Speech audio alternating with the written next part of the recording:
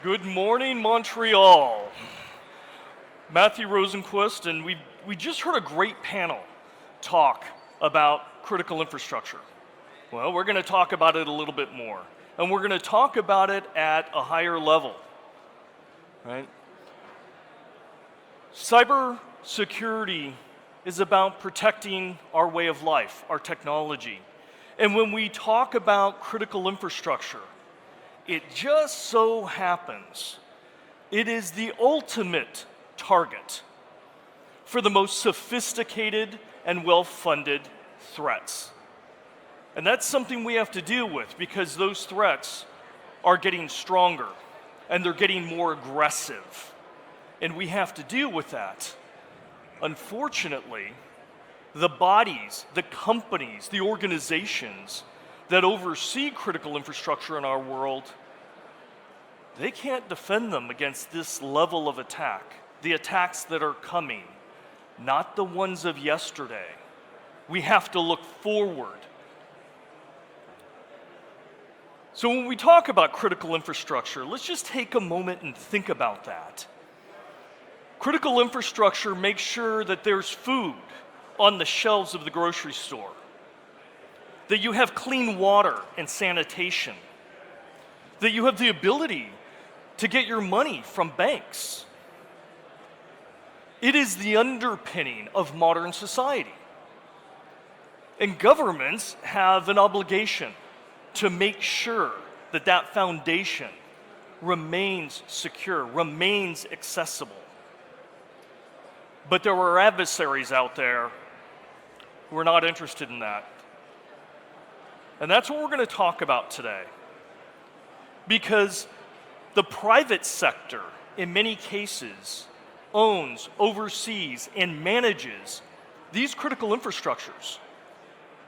And if we lose one, it's an emergency. We see that with natural disasters, hurricanes, fires.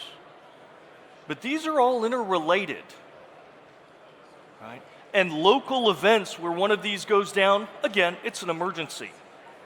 But they are tied together, and the adversaries know that. So when multiple ones go down, you get a cascade effect. And it's no longer just an emergency. It's a catastrophe. And that concept is not lost on those very high-level aggressors that we're going to talk about today. I've been in cybersecurity for 34, coming on 35 years now. I advise governments, I advise academia, and businesses all over the globe, not about yesterday's attacks, but what's coming. Because that's where we need to look. And in cybersecurity, it's kind of simple. We either have leadership to be able to look forward, to be able to address those threats, to be able to manage those risks, or we are stuck in crisis. And we've all seen that, we've all felt that. Anybody in the cybersecurity industry has dealt with crisis and pain and angst and long, long nights into the morning. So it is up to us to make sure that it works. But government plays a very key role here. And we're going to talk about that. And it needs to actually get bigger. And there's friction there, especially with the private organizations. But we need to get past that. And if we don't do that sooner, we will feel the pain. And ultimately, later, we will realize we should have done that. So let's meet the most aggressive nation states on the planet. And when I say aggressive, I'm talking about organizations that are willing to spend billions of dollars, that they are training, just as they train their army in how to use rifles and tanks and artillery. They are building a sustainable capability to conduct warfare on the digital landscape. So if we look at the flags up there, we've got, probably to no surprise, we've got Russia, we've got China, we've got Iran, we've got North Korea. These are those top tier elements that we need to worry about. And we have seen an evolution in their play against critical infrastructure because, again, it is such a good target. Sadly, it's even an easy target if you're willing to dedicate the resources and the time and you have the focus. And they do. If we look back, many years ago, cyber criminals, right? Oh, gotta love them.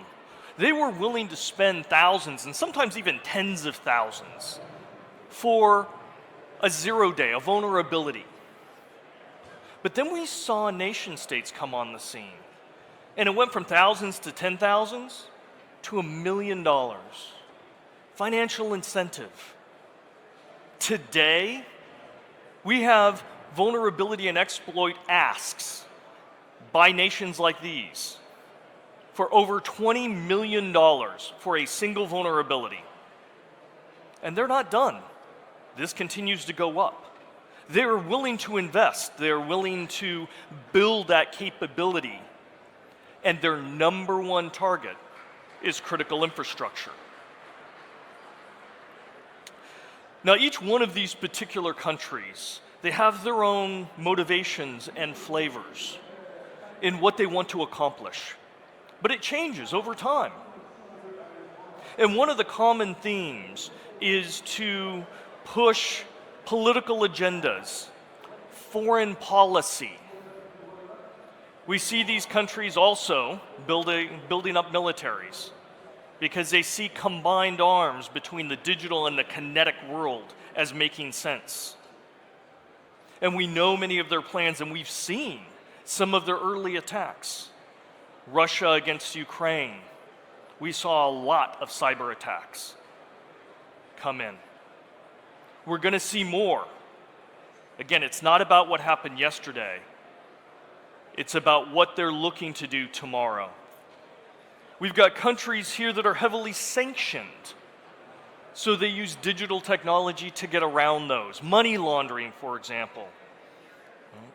They like doing that, and again, it can bring down a target nation, and it can increase their capability and their functionality in the world, their goals. We see countries, and I'll pick on one here, North Korea. They need hard currency, and again, they use the digital world to do that, and they victimize financial networks. They victimize individual companies and businesses. And they're big players. They went from thousands of dollars of ransom to hundreds of thousands to millions to tens of millions now per attack. This makes sense for them.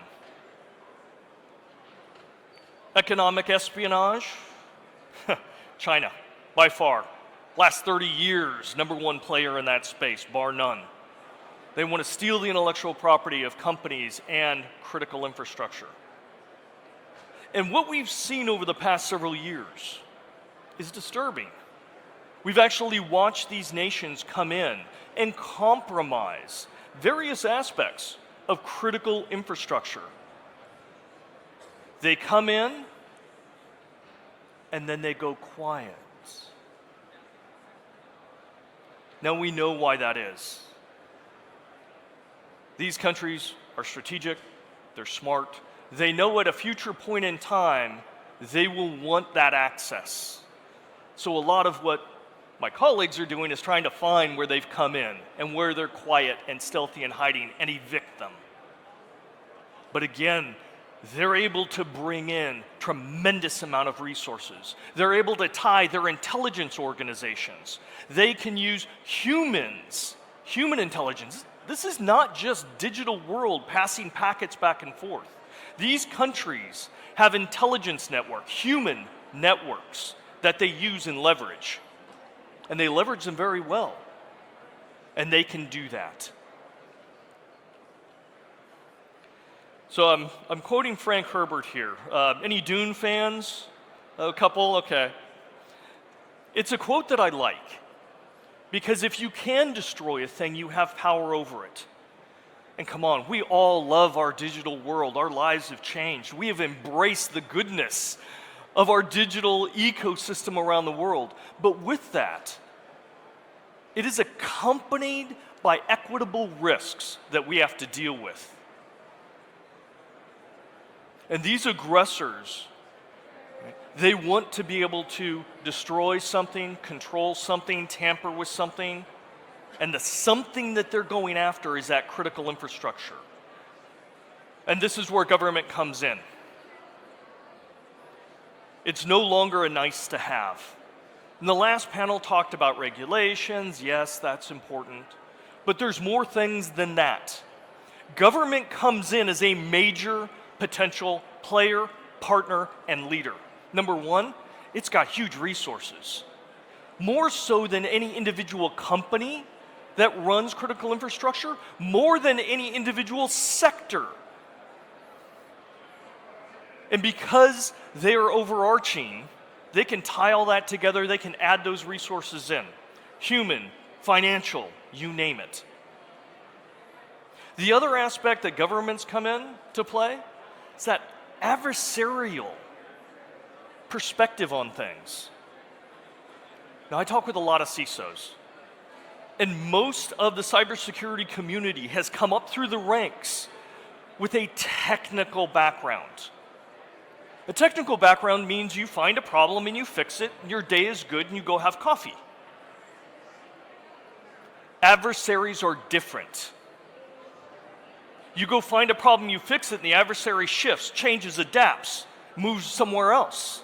You don't get to have coffee, you have to keep pursuing that. It is a different game.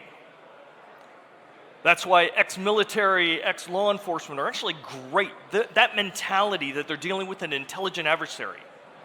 Governments, same thing. Now, governments can do things that normal companies can't.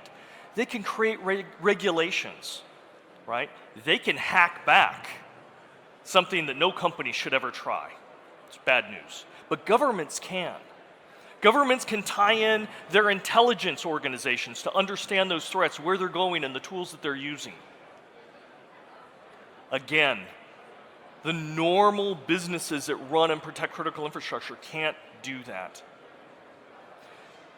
Governments can pull together those companies in sectors so that they can share information. So they know when somebody else is being attacked and how they're being attacked, so they can take a proactive stance. Very important. And they can define minimum regulations for operation. Now, compliance to regulation is not true security. It's the starting point. But at least they can raise all boats, as they say, to get rid of some of those easy targets. Because again, we have to worry about those cascading effects. So governments can do things that companies that protect our critical infrastructure that we really rely on. Right? Governments can do things that the companies simply cannot do or achieve. And the other aspect is there's longevity there. CEOs come and go, right? But the governments tend to be more stable. So their leadership and their requirements provide an advantage. It helps with the consistency and the focus moving forward.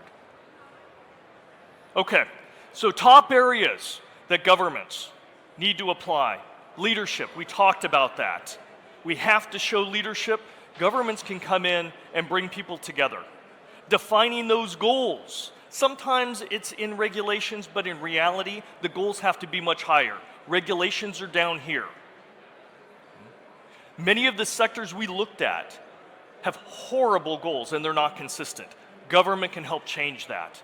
Third, regulations. You do need to put a floor that everybody has to come up to, and it has to continually be raised. The top governments out there right now are also working on that sustainability. Security isn't you do once and you're done. You have to continually adapt, and that's where government can come in as well.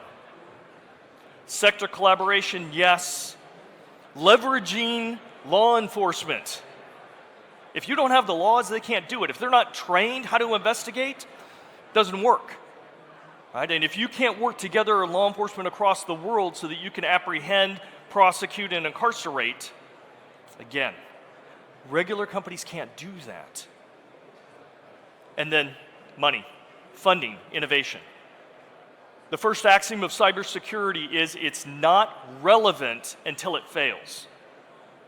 So bad things happen, and then you see the private industry start funding tools and processes. That's after the fact.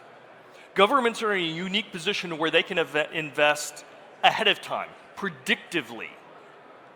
And that is huge. Overall, if we work together, public and private sector, we can be strong. If we fail to do it, if governments don't take that role, we get torn apart. And we're already starting to see this. So last slide here, right? We know critical infrastructure, we all rely on it, and it's being attacked. It was being attacked yesterday, and it's definitely going to be attacked tomorrow. Governments can and must play a key role here. They have to help. And the governments that aren't are not servicing their population. They're not servicing their citizens because this is a known threat. They can add those resources we need to the fight, and they can contribute those in unique services like intelligence and law enforcement and hacking back. And so it is imperative that governments take that next step, proactively work to bind public and private, to show that leadership, and to move us to that next stage where we are continuing to adapt with the rise of those apex predators out there. Thank you.